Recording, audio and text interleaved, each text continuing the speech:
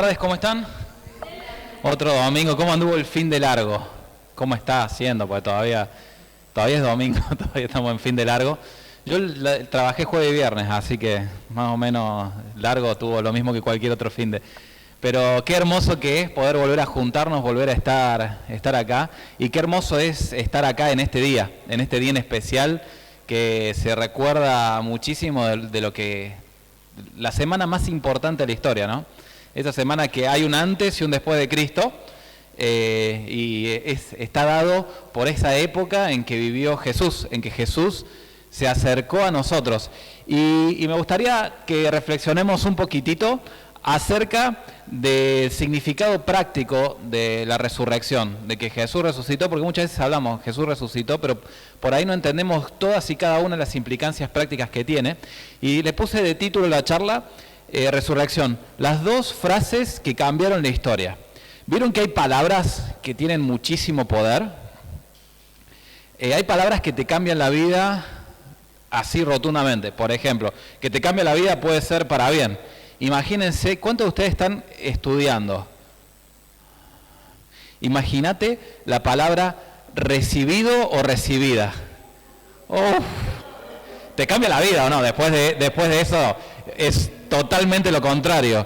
Es alegría, viene con también mucha incertidumbre, porque me recibí y de golpe el día después te tiraron huevos, pero el día después, ¿qué hago? Y ahora no era todo... Imagínate, a ver qué... imagínate terminar el secundario y empezar a estudiar lo que te gusta, decir, egresado, ¿no? De tener el uso de la palabra egresado. Te cambia la vida, porque se cierra una etapa y empieza otra. Así como esta palabra, a mí, por ejemplo, pasar a ser papá,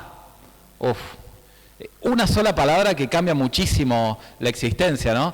O casado, o comprometido. No sé, acá no es tan importante la palabra comprometerse con un anillo como en otros lados, pero casado. Son palabras que marcan un antes y un después en las etapas que vivimos. Hay palabras como esas que están bárbaras, no sé, o contratado en el trabajo de tus sueños. Pasas a vivir un sueño trabajando en algún lado, o en estas situaciones que estamos viviendo donde está complicado ir consiguiendo trabajo, contratado. Imagínate cómo cambiaría tu realidad con solo una palabra. Y hay palabras que también cambian para mal, que a veces hasta se buscan evitar. Voy a poner un ejemplo personal. Cuando mi mamá se enferma, mi mamá empezó a decir, no, bueno, voy a tener un proceso en el cual están creciendo las células un poquitito más. Mamá, ¿tenés cáncer? Cáncer es una palabra que cambió todo el esquema en mi familia. Porque de golpe pasó todo lo que venía siendo importante, pasó a un segundo plano. Muchas de las cosas nos ayudó a rever las situaciones, pero pasó a cambiar determinantemente el rumbo. Divorcio. Esas palabras que a muchos significa mucho para algunos, porque cambia toda la realidad, cambia todo el esquema. Fracaso, en cualquier ámbito que sea, son palabras que cambian el rumbo completo por ahí de una historia, que marcan como un antes y un después. En la historia de Jesús hubieron algunas palabras que marcaron su vida acá en la tierra, que marcaron su historia y que termina rebalsándose hacia nuestra historia, pero sobre todo hubieron dos frases que están escritas en la Biblia que cambiaron el rumbo de la humanidad entera. Y también cambiaron el rumbo de quienes buscamos seguirlo día a día. Hay una frase que Jesús dijo, fue la última frase, y las dos frases que voy a tomar es la frase que dijo Jesús en el último momento en la cruz, que fue un poquito lo que recordábamos el viernes de Semana Santa, este viernes, y voy a tomar las primeras que habló Dios después de que Jesús resucitó. La primera frase, la última frase de Jesús en vida, dice que Jesús estaba falleciendo ya en la cruz, estaba muriendo en la cruz, y dijo, todo está cumplido. Hay a otros los que les gusta, viste, la gramática, A mí me gusta esto porque me parece súper sencillo de entender. La frase consumado es, bueno, suena medio lejano, ¿no? Pero es la misma frase, para los que alguna vez leyeron, es esa misma frase. Que en griego, en la Biblia, se escribe algo como tetelestai, pero Jesús la dijo en arameo, y en arameo era algo como kalá. Fue no solo una frase, fue una palabra que cambió el rumbo de todo lo que vendría después. Y dice que una vez dicho esto, murió. Sus últimas palabras en la cruz fueron, literalmente, imagínate Jesús ahí diciendo, calá. ¿Y por qué cambió esto la historia completa? ¿Qué se cumplió? ¿Qué pasó en ese momento en la cruz que es tan difícil de entender? Me imagino a Jesús revisando en su cabeza, rapidito te dice esto, la misión, ¿vieron? Misión cumplida. La misión está cumplida y en ese mismo momento murió. Primero me gustaría decir qué cumplió Jesús en ese momento, qué se cumplió. Primero y antes que nada, se cumplieron todos los requisitos religiosos para acercarse a Dios. En ese momento, hoy por ahí entendemos mal, y después me voy a tomar unos minutitos, si me dejan, en explicar que la palabra religión no tiene un significado negativo. Religión viene de religar, volver a unir. Pero con el tiempo, generalmente lo que pasó muchas veces con las religiones, con todas, es que se generó esto no tanto de volver a unir a Dios con el hombre y con los pares, sino que se empezaron a generar requisitos para tratar de agradar a Dios. En ese todo estaba cumplido, en ese exacto momento, porque no sé si sabían que Jesús murió el mismo día de la Pascua judía. Dios antes había explicado en modo para proyectar lo que se necesitaba, que hacía falta una solución de fondo a los problemas de la humanidad. Lo fuimos charlando. Hay problemas que no se solucionan simplemente con buena onda. Hay problemas que necesitan una solución de fondo. Y había todo un ritual religioso que se seguía en la época de Israel, del pueblo de Israel, en el pueblo judío, hasta la época de Jesús, que era básicamente una vez al año, todos los años se tenía que repetir un sacrificio de un animal para que las culpas de los pecados se vayan en ese animal. Es más, a ese animal muchas veces a veces se lo soltaba en el desierto o se lo sacrificaba. Y no saben qué palabra se usaba al momento que se terminaba el ritual. La palabra que se usaba al momento que el sumo sacerdote, que era como el jefe, el más copado de los religiosos, el que le tocaba oficiar esto, cuando terminaba, cuando sacrificaba ese animal y se perdonaban todos los pecados que se presentaban hasta ese momento, decía una palabra, calá. No es muy loco pensar que el momento que Jesús dijo calá en esa cruz, el sumo sacerdote en el mismo momento estaba diciendo calá en el templo. Y que en ese mismo momento cuenta la historia que se rasgó el velo de arriba para abajo, porque de abajo para arriba no había forma de volver a unirnos con Dios. Dios tenía que hacerlo. De arriba para abajo se rasgó ese velo. Entonces, hay un libro entero de la Biblia, que después se los puedo decir, el libro de Hebreos, que explica cómo ya todo está cumplido. Ya no hay más requisitos religiosos, ya no se trata más de lo que uno tiene que hacer para acercarse a Dios. Nunca más se trató de eso, sino se trató de que calá en la cruz, de que ya todos los requisitos para volver a tener una relación con Dios se habían cumplido en ese momento en la cruz. Imagínense, recién dije que hay palabras que cambian el sentido completo de la historia. Esta palabra de que tenía que hacer esfuerzos religiosos, rituales para acercarme, eran todas figuras, pero tenía que cumplir determinados requisitos religiosos para llegar a acercarse uno a Dios. Y a partir de ese momento pasó a ser lo que Dios en Jesús ya hizo por nosotros. No me digan que no cambió de esta distancia alocada con Dios, de esta distancia insalvable con Dios, cambió de estar lejos a estar a un paso de fe de distancia, a una oración de distancia, en lo que hizo Jesús, en el calá de Jesús y no en el calá de la religión. A partir de ahora no hace falta cumplir un montón de requisitos religiosos para acercarte a Dios. Es tan fácil como saber que calá, que ya está cumplido todos los requisitos que en algún momento nosotros no podríamos nunca haber llegado a cumplir, se cumplieron en ese momento, misión cumplida. Ya se logró, cambió la historia. A partir de ahora se llama gracia. A partir de ahora cambió la historia. Me encanta la frase, en esta semana tuvimos un Instagram Live con Germán Ortiz, por ahí algunos lo vieron, y me encantó la frase que él dijo. Él dijo, Jesús en esa cruz no nos estaba dando lo que merecíamos, sino lo que necesitamos, lo que necesitábamos. Eso fue calá, eso fue consumado eso es esta misión cumplida. Dios en ese momento nos estaba dando en Jesús todo lo que necesitábamos, no lo que merecíamos, pues si nos daba lo que merecíamos, no habría cabritos que hubiesen alcanzado. En ese momento Jesús nos estaba dando lo que necesitábamos, la posibilidad de relacionarnos con Dios basado en la gracia. Pero además de eso, se terminó lo que se llama condenación.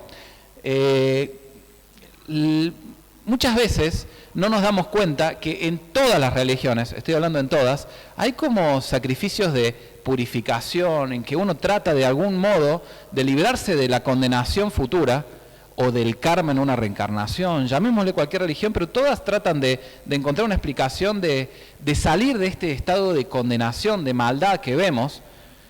Y hay una parte que escribió Pablo en la Biblia que dice que ya no hay más condenación,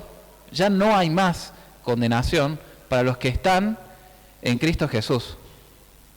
Ya no hay más condenación. Lo escribió Pablo. No hay más condenación. ¿Qué quiere decir esto? Que a partir del calá de Jesús, otra cosa que se cumplió, es que por más extraño y difícil de entender lógicamente, pero se entiende con el corazón estas cosas, ¿no? Por más difícil que pueda ser de entender, en ese momento Jesús, por amor, eligió cargar Él con esos 3 días de muerte para que nosotros no tengamos más condenación, no seamos condenados y tengamos, y esta enemistad con Dios, esta lejanía con Dios, sea acortada. La cruz es como un puente tan largo como ningún otro, que tiene la medida exacta de la relación para que nosotros podamos relacionarnos con Dios. Que es otra cosa que se terminó. A partir de ahí se terminó el abismo con Dios. Un abismo profundo. A Pablito, nuestro hijo, le encanta hablar del mar, de la naturaleza, le encanta ver documentales. Y él me enseñó en este último tiempo, Pablito, literal me enseñó, porque él mira y me tira datos y yo los tengo que ir a chequear a Wikipedia, porque me tira cada dato, que hay un abismo en el mar, que se llama el abismo de Challenger, después Pablito me podrá corregir, que está en la fosa de las Marianas, se darán cuenta que me enseñó bien, que mide como 10.000 metros, 10.800 metros de profundidad. El hombre nunca llegó a estar a esa profundidad y todavía no se sabe qué hay ahí abajo. Un abismo totalmente imposible siquiera de meterse uno a investigar, porque la presión del agua, ustedes vieron cuando se meten a 2 metros abajo de la pileta que los de oídos ya no aguantan más, imagínense 10.800 metros.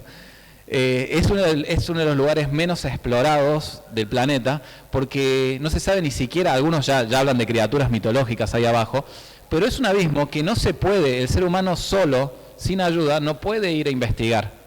Lo mismo nos pasaba con Dios. Estábamos a un abismo de Challenger de distancia. Estábamos a una fosa de las Marianas de distancia de Jesús. Estábamos tan lejos de Jesús que no había ritual religioso que nos podía hacer mejores. Esto no es como una balanza, porque cuando pesamos en la balanza, nos damos cuenta que, si cuando somos honestos, ¿no? Porque hablamos de autoestima y los que por ahí se creían demasiado buenos, ¿no? Pero cuando hacemos la balanza honestamente, no hay nada que podamos poner que pese lo suficiente como para poder equilibrar o poder trazar un abismo. Y eso es lo que se cumplió, lo que calá en la cruz.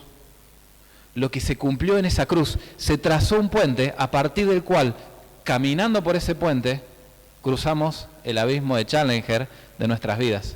Ese abismo que era insalvable, en Jesús, en ese momento, en esa cruz, por el puente tiene forma de cruz, en esa cruz lo cruzamos. Se terminó la enemistad.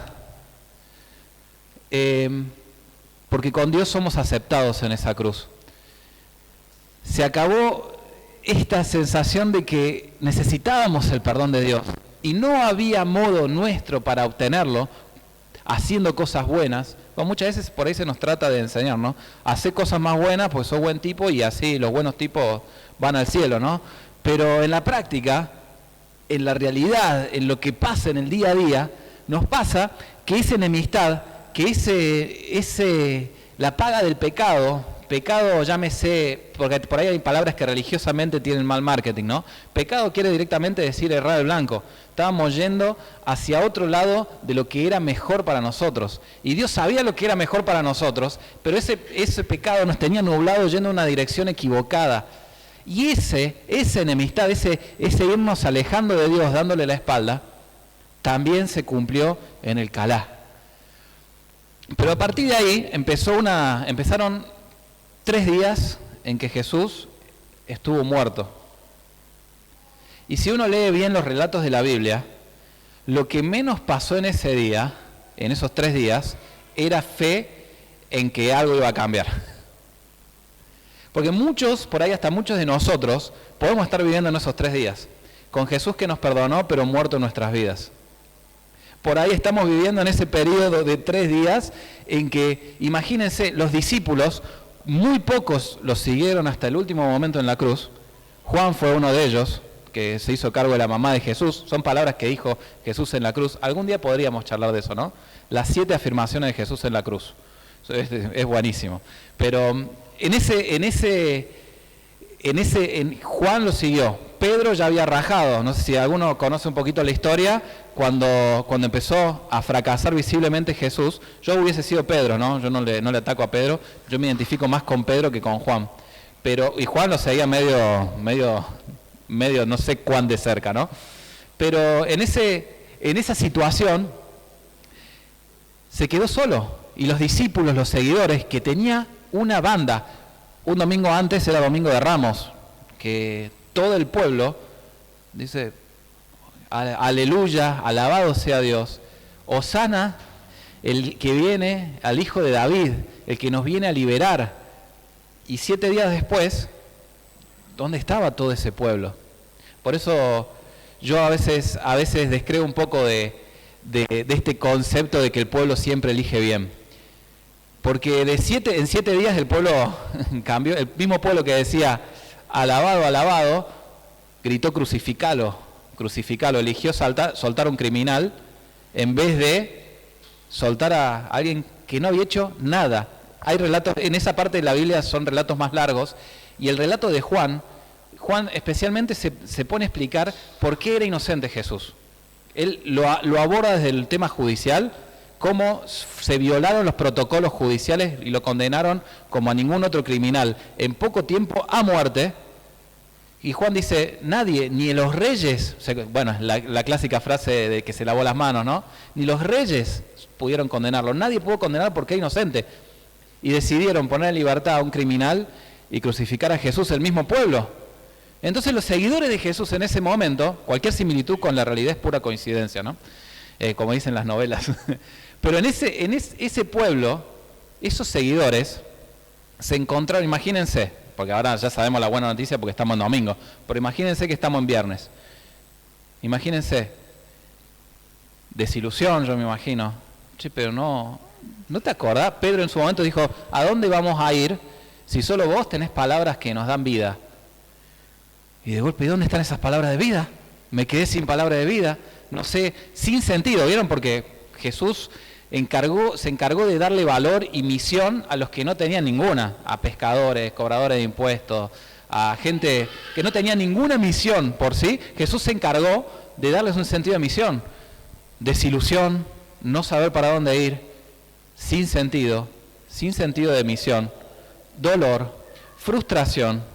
Y a veces a mí me duele ver, honestamente, que hay muchos que han atravesado el abismo de que nos permitió cruzar la cruz, pero se encuentran con un Jesús en su vida, en su práctica, muerto por desilusión, por frustración, porque las cosas deberían haber sido distintas. Pero bueno, ahí vamos a la otra frase. Esta frase es la primera que se habla de parte de Dios después de la resurrección. Es el ángel, un ángel, van las mujeres, un hecho no menor, van las mujeres a la tumba de Jesús y se encuentran con la tumba vacía, que no es poca cosa para todo lo que se vivía. Se habían tomado protocolo de seguridad, había una guardia de un montón de soldados cuidándola, estaba sellado con el sello romano. Bueno, después algún día podemos hablar de las evidencias rotundas, históricas, arqueológicas y de todo tipo que hay sobre la resurrección, porque uno tiene que creer, pero también tiene razones para creer fundamentados en la fe. No es todo un cuento de hadas. Parece cuento de hadas, pero la fe cristiana está basada en hechos. La fe cristiana está basada en cosas que realmente pasaron. Y la palabra, cuando se acercan, ven la tumba vacía y el ángel dice, no tengan miedo.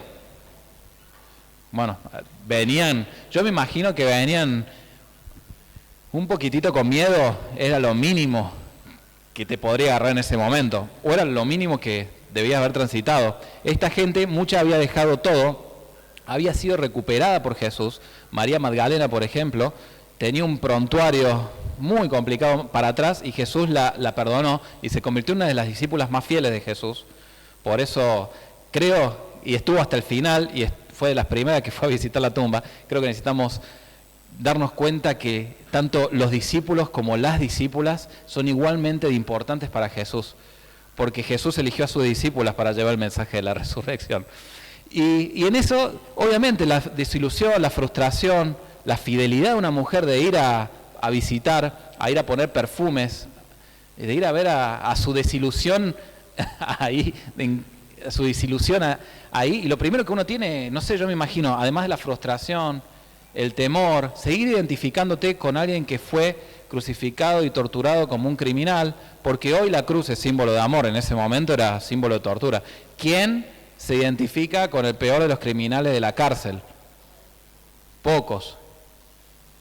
En todo eso, lo primero que le responde es, che, yo sé que vos vas a tener miedo, pero no tengas miedo, yo sé en qué situación estás. Vos estás y creés que ese Jesús está muerto. Estás en los 3 días esos en que sabes que Jesús te recuperó, que Jesús te ama, que todo bien, pero estás en esos 3 días en que necesitas salir y necesitas que alguien te diga, no está acá. Ese Jesús que crucificaron está vivo. Por eso esta frase es la que le da otro cambio a la historia.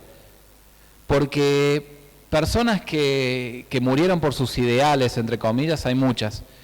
Pero una persona que dijo ser el Hijo de Dios, que atravesó la cruz y que después de eso resucitó con evidencias sobradas de resurrección, y además de eso dice que quiere tener una relación, es muchísimo más que vivir la vida cristiana o el vivir la vida como un perdonado sin sentido, frustrado.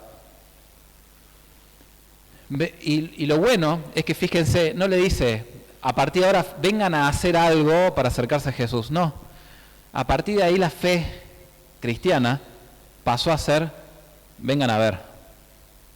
No pasó, vengan a hacer, vengan a cumplir, vení, pasá, mirá.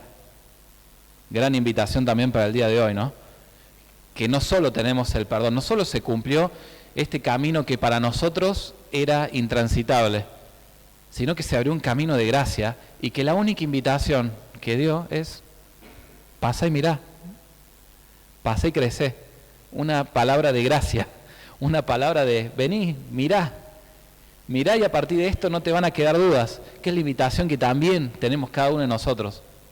Vení y mirá lo que sigue haciendo Dios, vení a experimentar lo que es Jesús resucitado. Que es difícil hasta a veces de poner en palabras, ¿no? Es difícil de ver cuando empezás a notar que Jesús está vivo y al costado tuyo, rodeándote, abrazándote, amándote. Es algo, una invitación que la mejor invitación que se puede hacer es, no, empezá a hacer cosas a ver si te pasa. No. La frase que dijo es, pasá a mirar. Pasá a mirar, es una invitación que sigue el día de hoy. Esa foto, nadie dijo, oh, perdón, chiste del domingo pasado. Esa foto me la saqué, tuve la posibilidad de ir hace algunos años atrás a Israel. Es una experiencia como pocas.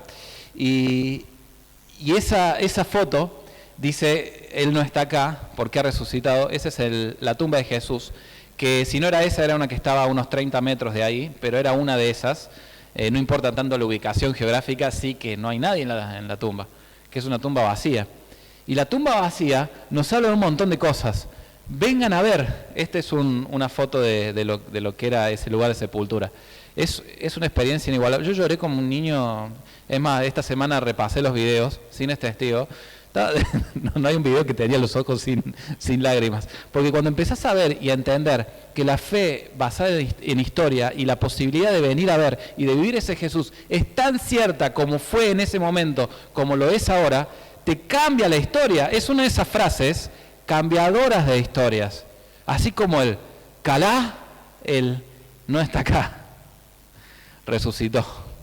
Es otra frase que cambia. ¿Y qué cambia? Me preguntarán, porque ¿qué implica la resurrección? Pues muchas veces, yo caminé mucho tiempo, sobre todo en mi adolescencia, sin entender qué implicaba que haya resucitado. Porque a mí me pasó, quizás ustedes la tienen mucho más clara que yo, pero a mí me pasó eso de decir, bueno, bárbaro, yo entiendo que fui perdonado en la cruz, pero no entiendo lo que implica que haya resucitado. ¿Por qué es tan importante el domingo de resurrección? Primero, porque en la resurrección de Jesús hay un pasaje que Pablo también escribe que desarrolla lo importante que es este hecho histórico. Porque en la resurrección es que nace nuestra esperanza. Si nuestra esperanza estuviese muerta, a ver, no hay que darle mucha más vuelta, pero la esperanza muerta no es esperanza. Nuestra esperanza dice que vamos a tener vida eterna, pero ¿en qué está fundamentada nuestra esperanza? En que quien la dijo está vivo y tuvo poder para levantarse de una tumba, y ese poder certifica que nosotros vamos a poder tener una eternidad de vida y vida abundante en ese hecho. ¿Se dan cuenta? Una esperanza, la tumba vacía es un símbolo de esperanza, es un símbolo de que no todo se termina, que hay un futuro y una promesa de que para los que somos amigos, para los que somos amigos de Jesús, tenemos vida eterna. Hay un pasaje que en la Biblia uno de los más sabios de la historia, se llamaba Salomón, puso que Dios como que insertó en nuestros corazones la sensación de eternidad, porque nos creemos eternos y nos sabemos eternos. Y en esta resurrección tenemos la esperanza de que esa eternidad va a ser algo muy bueno, no bueno, muy bueno. Y es una esperanza de resucitar todos los días también. Me encanta la metáfora, la comparación que usa muchas veces la Biblia, que habla de esta situación de lejanía de Dios como muerte, y cuando nos rescata Dios nos pasa de esa situación de lejanía a vida. Es como una comparación, ¿de qué lado estás? Como decía Matías Martín, chabón, ¿de qué lado estás? Decía. Estás de la muerte o de la vida. Y esta es una invitación para vivir todos los días del lado de la vida. Porque la vida eterna no es solamente la esperanza en un futuro. La vida eterna se empieza a vivir ahora, en una esperanza, en una relación ahora. Nos da ese mismo poder. Hay un pasaje que les pido que me crean que se puede vivir, pero hay un pasaje en la Biblia que dice que nosotros tenemos junto con nosotros una persona que se llama Espíritu Santo, que muchas veces lo habremos. El Espíritu Santo, hay un autor que me encanta que le dice que es el gran desconocido, porque se va para un lado, para el otro, ¿no? Viste, como que no se estudia mucho, pero el Espíritu Santo es una persona que está con los hijos de Dios, que específicamente dice que ese Espíritu Santo tiene dentro nuestro el poder que levantó a Jesús de los muertos. ¿Algunos lo experimentaron? Yo algunas mañanas que me cuesta levantarme, más o menos necesito esa clase de poder, pero Pero ese poder sigue vigente a hoy para no vivir una vida, porque vivimos en una generación de víctimas, no sé si están de acuerdo conmigo, pero todos somos víctimas de lo que nos pasa, hay mucho de esto dando vueltas, aquel otro tiene la culpa está afuera, y para pasar de víctima a victoria necesitamos un poder que venga, que nos asista, que nos ayude. Y también Jesús resucitado tenía cicatrices de victoria. Que Jesús haya resucitado y tenga cicatrices de victoria y haya atravesado ese umbral, nos da a nosotros también la idea de que ese mismo Jesús que nos mostró sus cicatrices de victoria, tiene una promesa de cicatrices de victoria para nuestras heridas, para nuestros procesos. Hay un momento en que van a ser todas cicatrices y anécdotas y van a ser cicatrices de victoria. Pero lo más importante que nada, y lo que quiero hacer especial énfasis hoy, es que la resurrección nos abrió el camino, nos abrió la puerta, abrió la realidad de una relación. Repito, me gustaría comparar un segundo, durante unos minutitos, cuál es la diferencia entre religión y relación, porque religión, repito, no tiene ninguna, no es mala en sí misma. Pero lo que entendemos muchas veces, ¿qué entendemos por religión? A ver, ayúdenme. Ritos, reglas, estructuras. ¿Cómo? Prohibición. Tradición. Y que todo depende de nosotros y que hay que hacer algo. Es que eso, si vos lees Wikipedia o te pones a analizar un poco religiones comparadas, un trabajo que a mí me voló un poco la cabeza, pero empezás a comparar religiones, es básicamente todo esto que dicen, porque se le asocia ya el término, no religar, pero el religar está del lado del ser humano, y estoy hablando de todas las religiones. No estoy diciendo, bueno, estoy atacando a tal. Voy a mencionar un par. El Islam lo que dice es que tenés que hacer un montón de cosas para que al momento en que llegues, rogar encontrarte con un harén. En realidad está un poquitito más exagerado eso, está occidentalizada nuestra versión del Islam, porque yo leí el Corán y hay muchas cosas que se inventaron sobre el Corán de nuestro lado. Sí es un abismo de diferencia, porque se trata de qué es lo que uno tiene que hacer para que Dios de algún otro modo te perdone. Budismo, para que en una reencarnación no te pase lo mismo. Estoy simplificando. Shivismo, hinduismo, básicamente igual. Es como, ¿cómo hago para calmar la ira de los dioses? ¿Cómo? Muy dogmático, totalmente. Pero lo que ofreció el cristianismo, lo que ofreció Jesús, no el cristianismo, lo que ofreció Jesús no vino a instalar ninguna religión. En esa cruz Él vino a trazar un puente y resucitó, y que esté vivo implica que podemos tener una relación. Déjeme tratar de explicarlo a través de algún ejemplo un poquito burdo, pero ¿cuántos de nosotros estudiamos o venimos a un proceso, ya sea a la universidad o lo que sea que estudiemos? Muchas de las religiones, y muchos rechazan el cristianismo como religión, también porque se lo ve así. Déjame desarrollarlo, antes que me tiren un huevazo. Ven el cristianismo o cualquier otra religión porque se lo presenta, y muchas veces se lo presenta como una religión que hay que cumplir determinados mandatos. Es como que el profe, ni bien entres, te diga, vení, yo te voy a enseñar, te voy a guiar, quiero que cambies, que seas mejor, pero después viene el trágico momento que se llama examen final. ¿Vieron cuando gira el bolillero? O cuando el profe te dice, bueno, vamos a hacerlo por orden alfabético, y vos sabés que está llegando tu apellido. Dice, yo hice todo lo que pude para ayudarte a que llegues a este momento y apruebes. Pero por uno u otro motivo ya no depende de lo que yo haga que te apruebe. Depende absolutamente de lo que vos hagas. Entonces mucha gente anda siguiendo religiones por temor al momento del examen final. Me van siguiendo, es un poco burdo el ejemplo. Pero por temor a un examen final. La Biblia muchas veces asocia lo que pasó con Jesús, no tanto como una carrera universitaria, no tanto como un proceso de estudio, sino más bien con una relación entre un esposo y una esposa. A mí me pasó hace ya varios años que me flasheé con Sin. Y empecé uno trata de chamullar o lo que sea para acercarse, pero termina pasando que en algún momento vos le decís, che, ¿querés que avancemos? En ese momento, imagínense si yo hubiese agarrado, mira, este es mi manual de indicaciones para llevarte bien conmigo. ¿Sí? Entonces, este es el manual, mira, a mí me gusta los domingos a la noche ver fútbol. Si puede ser con una cervecita, mejor. A mí no me gusta que hagan esto. A mí me gusta tener la casa así. A mí no me gusta que el papel higiénico de qué lado va. Importante, tiene que estar en el manual, ¿no? Entonces yo le pongo un manual de todos esos requisitos y al final le pongo, si en 50 años vos cumpliste todo lo que está escrito en este manual, te acepto definitivamente.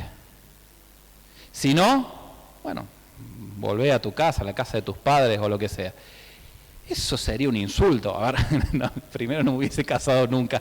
Pero más allá de eso, eso es un insulto. Si nosotros entre seres humanos no nos insultaríamos de ese modo, ¿por qué a veces creemos que Dios también haría eso con nosotros? Yo no amaba a Cintia, ni ella me amaba a mí por lo que hagamos, sino que por el hecho de aceptación primera a ciegas, los que nos casamos sabemos que muchas cosas fue a ciegas y que te vas desayunando mañana, ese acto de aceptación a ciegas terminó derivando en que por amor uno trata de hacer lo que a la otra persona le gusta.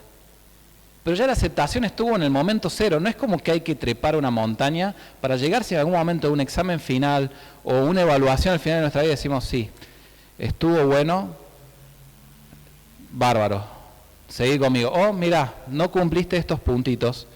Esa es como una comparación entre lo que es religión y relación. Y lo que me gustaría cerrar es diciendo lo siguiente. Podés estar en cualquiera de las tres etapas. Podés estar en una etapa en que todavía no cruzaste el puente de la cruz hacia encontrarte con un Salvador que te acepta, te ama y te perdona. Pero podés haber cruzado ese puente de la cruz y todavía tener un Jesús muerto en tu día a día. Un que se debe a desesperanza, a desilusión, a frustración, a pérdida de sentido. O podés también creer en la frase que cambió la historia, que es, no está aquí. Él ha resucitado y resucitar una vida de relación permanente con Jesús. No sé con cuál de las tres etapas te identificás o crees que estás. Si te sentís lejos de Dios, la buena noticia es que un viernes Jesús fue crucificado para que no estés nunca más lejos, para que no haya un abismo que te separe de Dios, sino que puedas ser perdonado. Pero vos no sabés lo que yo hice. Sí, también de eso, también de tu maldad, la peor, podés ser recuperado y restaurado en esa cruz. Pero es muy triste caminar el camino de la cruz y vivir con un Jesús muerto en el día a día. La invitación es mucho más allá y la resurrección implica que Jesús está queriendo relacionarse con nosotros hoy. Que Jesús quiere tomar un mate con nosotros cada mañana. Que Jesús le encanta compartir con nosotros, acompañarnos. Y esto es una realidad que se puede vivir y que lo único que la habilitó es que Jesús hoy está vivo en medio nuestro, está vivo con nosotros, está vivo en nosotros. No vale la pena seguir viviendo en la frustración o en el día a día viendo cómo hay síntomas sobrados de que en muchos ambientes Jesús lo han dejado de lado y parece muerto. Pero no está muerto, está vivo. Podemos hacer ese salto de total lejanía a Dios que nos tendió la cruz hacia una total aceptación y perdón, pero también podemos cruzar el puente hacia una relación plena, porque Jesús vino para que tengamos vida y vida abundante, una vida piola, una vida copada. No sé qué otro adjetivo ponerle porque está muy bueno cruzar el puente de esos 3 días donde sé que por ahí muchas veces nos hemos encerrado. Pero vivir una relación en el día a día con Dios está abierta a partir de que esa cruz está vacía. La semana que cambió la historia puede ser un antes y un después en nuestra historia, que es lo más importante. La semana desde la cual se trazó un antes y un después en toda la historia, puede ser una semana que cambie la nuestra, desde total lejanía a una de perdón, ya no más enemistad, pero muchísimo más allá, una relación. Obviamente, no estoy hablando que me relaciono como si nada a mi manera. La relación de amor te lleva a querer ser como Jesús. No hay otro camino. No estoy hablando de que, bueno, buenísimo, ahora que Jesús nos perdonó, hacemos la nuestra. No estoy hablando de eso. No te sale. Si vos conocés realmente a Jesús, no te sale. Seguimos echando moco, muchas veces nos equivocamos, pero no te sale seguir igual. Porque que Jesús está vivo cambia la ecuación de toda nuestra historia. Que Jesús esté vivo le da un sentido pleno a todo lo que vivimos en el día a día. Que Jesús está vivo implica que podemos vivir una vida de relación con Dios y una vida llena de alegría, gozo, paz, a pesar de lo que muchas veces pasa en nuestro contexto. Blas Pascal, me encanta, fue un cristiano, un teólogo, además de la universidad que está acá cerquita, que decía que la paz o la alegría no está en la ausencia de problemas, sino en la presencia de Dios. Muchas veces se nos simplifica la vida como que se va a solucionar todo. Muchas cosas les aseguro que se solucionan estando cerca de Jesús. Pero otras, la paz que uno tiene no depende de lo que sigue pasando en el contexto, sino depende en que ya Dios está presente. Y que Dios esté presente es un regalo. Y ese regalo se abrió un domingo como hoy, hace 1980 y pico de años. Porque Jesús nació en el 0, en realidad nació en el -3 y murió alrededor del 30. O sea, sería, bueno, no me falló la mate. Bueno, yo hubiese reprobado, ¿ven? Si no hubiese sido por gracia, yo hubiese reprobado. La buena noticia es que esta progresión de la Semana Santa es una realidad para que nosotros podamos seguir progresando. Si vos te sentís que nunca experimentaste el poder del perdón de la cruz, es el primer paso para volver a acercarte a Jesús. Y está tan cerca como decir, yo creo en tu calá, yo creo que vos cumpliste la misión y que gracias a vos me puedo acercar. Vení, mirá, es el segundo paso. Vení, mirá, porque el segundo paso es vivir una religión viva, que más que religión viva, es una relación con el Creador del universo, una vida de poder, una vida con cicatrices de victoria, y una vida con esperanza. Es tan sencillo, a veces no la complicamos tanto, pero eso es lo que es la cruz. Eso es lo que es la resurrección. La resurrección cambió la ecuación de todo. Un domingo como hoy cambió la historia. Y un domingo como hoy puede cambiar tu historia si estás en alguna de las etapas que no es la etapa de relación con Dios. Un domingo como hoy, como ese fue un antes y un después de Cristo cuando vino a la tierra, toda la historia se midió en ese día. Este domingo también puede ser un antes y un después de Cristo en nuestras vidas. Si esto necesitas ayuda, apoyo, necesitas fortalecer esta fe, quedan un montón de dudas, habla con nosotros. Queremos acompañarte a vivir esto, queremos juntos vivirlo, porque juntos nos potenciamos a vivir este tipo de relación viva, porque tenemos un Jesús vivo. La tumba está vacía. No hay ninguna religión que tenga una pretensión tan alta y cierta como esa tumba vacía. Todas las religiones se basan en tratar de aprobar el examen final.